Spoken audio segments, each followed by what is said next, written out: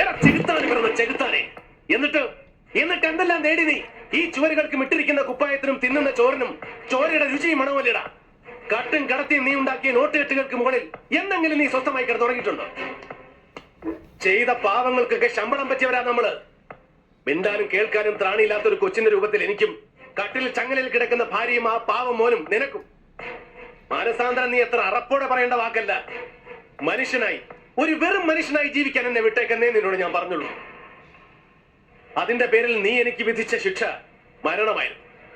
ഇല്ല പടവീട, ഷൺമുഖനല്ല, ചാവേണ്ടത് നീയാണ്. എന്നെ കൊല്ലാൻ പാണ്ഡികളെ ഇറക്കിയതിന്റെ മറുപണി അല്ലിത്.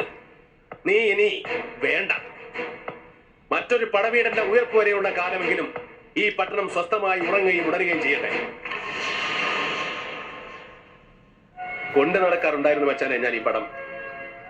ഇനി എനിക്കിത് വേണ്ട. നിനക്കും.